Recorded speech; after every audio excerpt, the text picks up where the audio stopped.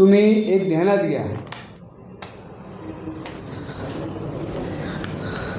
सत्यशील शेठ शेरकर किती वर्ष चेअरमन आहेत कारखान्याचे? किती वर्ष चेअरमन आहेत कारखान्याचे तुम्ही मला सांगा. तुम्ही सांगा. 10 वर्ष 12 वर्ष चेअरमन आहे. परंतु ते चेअरमन झाल्याच्या नंतर 10 वर्षाच्या कालखंडामध्ये शेठबाबांचा शब्द पाळला का त्यांनी? कोणता शब्द? शेठबाबांनी आणि सोपान शेठ अण्णा त्यांनी सांगितलं होतं, भीमाशंकरपेक्षा मी 1 रुपया का होईना विग्नरच्या सभासदांना, ऊस उत्पादकांना हजार बाजारभाव देऊ. पाळला का शब्द सांगा तुम्ही? अजिबात पाळला नाही. 10 वर्षामध्ये एखाद 2 वेळा आपण समजू शकतो साखरेची विक्री थोडेफार प्रमाणात कमी सरत झाली असेल, परंतु सलग 10 वर्ष हा स्ट्राईक रेट खालीच कसा काय राहिला? एकही वर्ष वर कसा काय राहिला भीमाशंकरच्या तुलनेत? हा खरा प्रश्न. माझ्याकडे बघा सगळं डिटेल, कोणत्या साली किती पैसे कमी दिलेत, काय झालेत, किती गाळप केले, हा सगळा डेटा आहे. आणि एवढंच नाही, तुम्ही मला सांगा, तुम्ही कामं करता, मोठमोठाली कामं तुम्ही करता, तालुक्यातील काही माणसे तुम्ही लोकांनी तिथं विश्वस्त म्हणून बसवले, शेतकऱ्यांचे म्हणून बसवले, परंतु शेतकऱ्यांचे म्हणून बसवल्याचे असताना शेतकऱ्यांना विश्वासात काही गोष्टी घ्यायला पाहिजेत ना. कुठल्या गोष्टीला शेतकऱ्यांना विश्वासात घेतले? आता 2 वर्षापासून जनरल मिटिंगमध्ये थोडेफार बोलून द्यायला लागलेत. नाही तर पुढं बसवायचे पिकते नावं घेऊन सांग तुम्हाला, सुखदेव नेरकर सारखा, विशू बोर सारखा, म्हणजे अशा गोष्टी होतात नाही, ह्या व्हायला नाही ना पाहिजेत. कारखान्याने ethanol, bagasse, molasses, cogeneration, by product किती आहेत आपल्याकडं, त्याचा नफा तर शेतकऱ्यांना दिला पाहिजे की नाही? बरं, FRP देता तुम्ही. FRP ही ऊसाच्या साखरेच्या बाजारभावावरती सरकारने दिलेले, त्याच्यावरती ठरलेली आहे आपली. या बाय प्रोडक्टमधून येणारा नफा शेतकऱ्यांना दिला पाहिजे का नाही दिला पाहिजे? इतर कारखाने देतात का? इतर कारखाने देतात ना, म्हणून त्यांचे बाजारभाव जास्त आहे. सोमेश्वरचा काय आहे, माळेगावचा काय आहे, भीमाशंकरने दिले म्हणून तर आपल्यापेक्षा 10 वर्ष ते पुढे राहिले ना. आपण FRPशीच लटकत बसलो ना कारखान्याच्या बाबतीत. सत्यशील शेरकर यांच्यावर 160 कोटींचा जो घोटाळा करण्याचा आरोप होतो, हा बाजारभावातील तफावत आहे म्हणून. बाजारभावातील तफावत अजून तुम्हाला सांगतो, बाय प्रोडक्टमधला एकही काही काढलेलं नाही याच्यामध्ये. बाय प्रोडक्टमधलं काहीच काढलेलं नाही आपण. आज याला भ्रष्टाचार म्हणता येईल? या गोष्टीला भ्रष्टाचार म्हणता येईल? आता ह्या गोष्टीला नियमाने बघितलं शासनाच्या, ते FRP द्यायला बांधील, परंतु जो अधिकचा नफा आहे, साखर विक्रीतून होणारा अधिकचा नफा आहे, तुमच्या इतर बाय प्रोडक्टमधून होणारा नफा आहे, तो द्यायला पाहिजे ना. तो कुठं देईल? तो कुठे गेला मग? तो कारखान्याच्या बजेटमध्ये दिसत असेल ना कुठेतरी. कुठे गेला? कुठं? आमचा तेच प्रश्न आहे ना. तुम्ही सांगा आम्हाला कुठे गेला तो?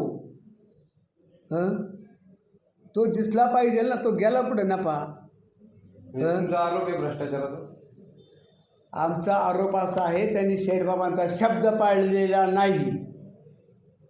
शेठबाबांचा शब्द त्यांनी पाळायला पाहिजे होता. भीमाशंकरच्या तुलनेत 1 रुपया વધાર देऊ, तो पाळलेला नाही. हा आमचा सरळ सरळ त्यांच्यावरती आरोप आहे. दुसरी गोष्ट, हे बघा, आता त्या ठिकाणी इथेनॉलचा प्लॅन्ट आहे. इथेनॉलची जागा कोणाच्या नावावर, त्याचं भाडं कोणाला, CNGची गोष्ट कोणाच्या नावावर? जागा कोणाच्या नावावर? जागा त्या व्यक्तीच्या नावावर. जागा इथेनॉलचं एकाला, भाडे एकाला, या सगळ्या गोष्टी आहेत ना.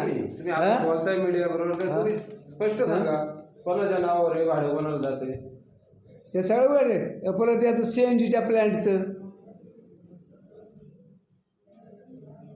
हे सगळं म्हणजे आपण दुसऱ्याला करायला दिलं आहे, पण वास्तव डोळ्यासमोर वेगळंच वाटते. हे सगळ्या गोष्टी आहेत ना. बरं दिला, तुम्ही तो जनरल मिटिंगमध्ये विषय घेतला, किती लोकांना तुम्ही बोलवलं, ते असं असं आपल्याला करायचे या बाबतीमध्ये. एवढे मोठमोठा तुम्ही प्रोजेक्ट करता, लोकांना सांगायला पाहिजे की नाही? हे मनमानीप्रमाणे चाललं ना सगळ्या या गोष्टी. त्याच्यानंतर तुम्हाला सांगतो, आता कारखाना शेतकऱ्यांचा म्हणायचं, आता कर्मचारी आहेत, म्हणजे कर्मचारी कुणाचे? कारखान्याचे, संस्थेचे. बरोबर. त्यांनी कुठं थांबलं पाहिजे?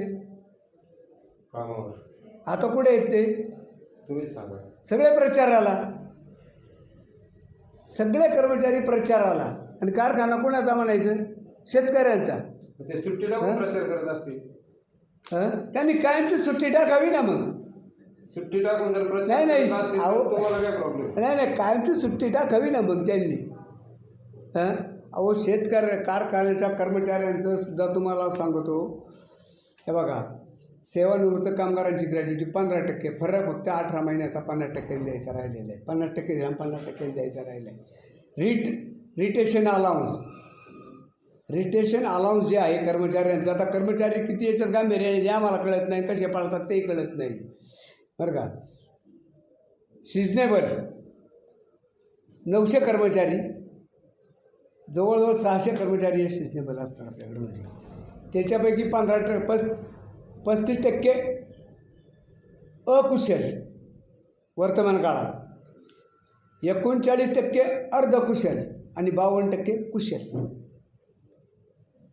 आता याचा रिटेशन अलाउन्स ह्या कर्मचाऱ्यांचा बोरकरच्या काळामध्ये एकदा दिलेला आहे.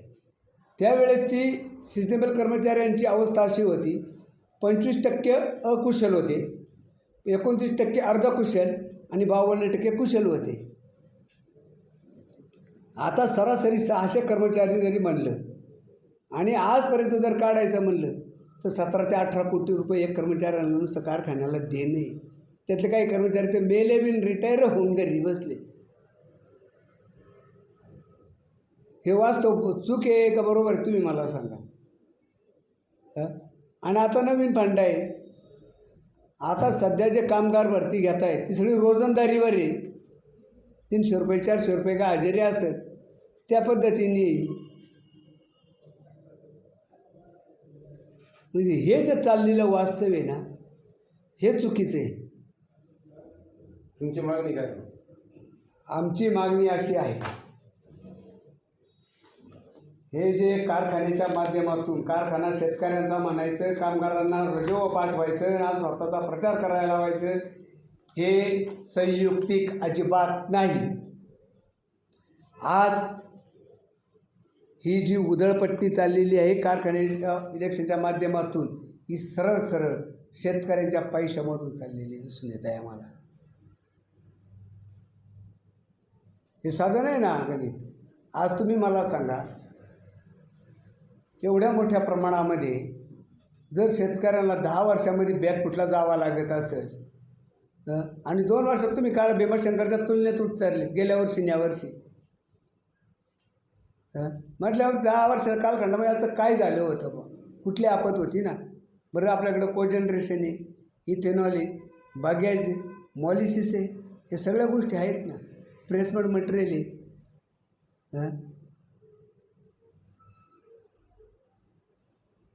तेव्हा हे जे विषय आहेत हे तुम्ही किती काही म्हटले इलेक्शनच्या तोंडावर, पण इलेक्शनच्या तोंडावर त्या गोष्टी अजिबात नाही आहे. परंतु जे चालले आज हे वास्तव हे भयानक आहे. आणि कारखाना ही शेतकऱ्यांची कामधेनू, ती तालुक्याची कामधेनू, ती टिकली पाहिजे, ती व्यवस्थित चालली पाहिजे. भीमाशंकर हा आपल्या शेतकऱ्यांना पर्याय ठरू शकत नाही, हे वारंवार आम्ही सांगितलेलं आहे. परंतु या माध्यमातून जर काही अशा गोष्टी होत असतील त्याच्याकडं बारकाई लक्ष वेधलं पाहिजे. पाठीमागच्या कालखंडामध्ये आम्ही असे फरकाचे फ्लेक्ससुद्धा लावले होते. तरी असं असेल तर तुम्ही आम्हाला सांगा.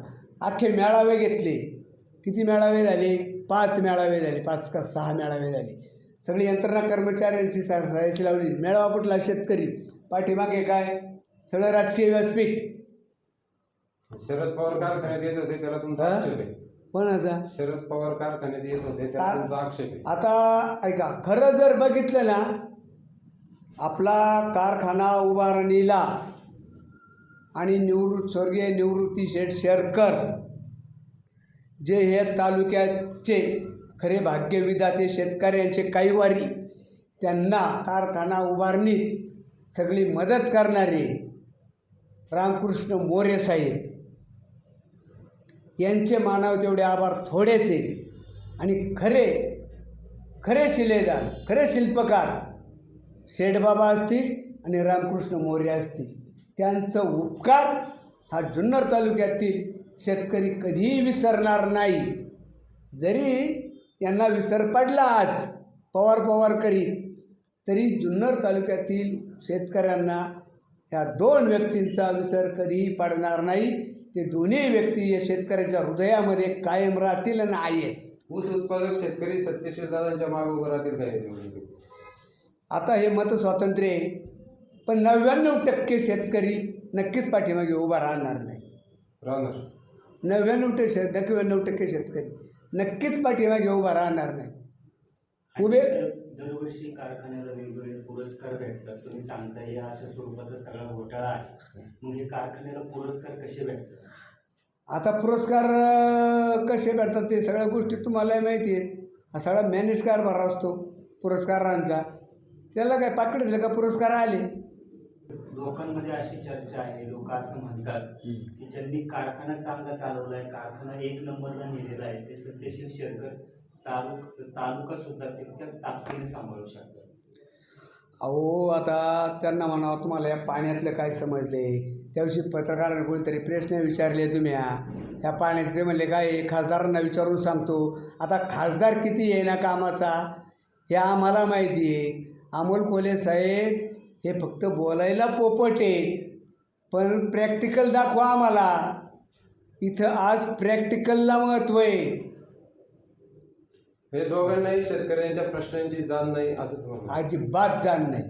त्याचं उदाहरण माझ्याकडे, आम्ही त्यांच्याकडे गेलेले, त्यांच्या याच्यात बघितलं असं तुम्ही क्लिपमध्ये, गेलो होतो त्यांच्याकडे 5 वर्षापूर्वी बरोबर. ते म्हणले माझा काय सबंध? असे जर लोकप्रतिनिधी असतील तर कसे त्यांचे? आणि तालुक्यातले म्हणून आपण त्यांचा प्रचार केला, मला हे केलं, मतं द्यायला लोकांना. आता तुमचं म्हणणं काय, लोकांनी कोणाला आमदार करावं?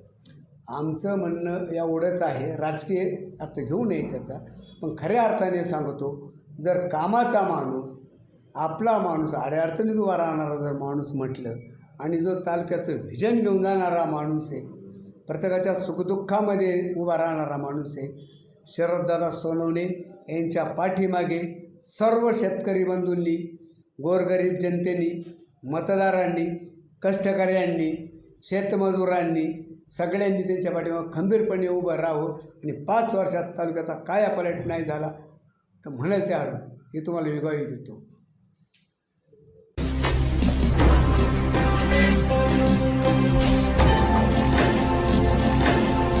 ताज्या घडामोडी आणि नवनवीन माहिती मिळवण्यासाठी समाज दर्पण या YouTube चॅनलला सबस्क्राईब करा आणि बेल आयकॉनवर क्लिक करा.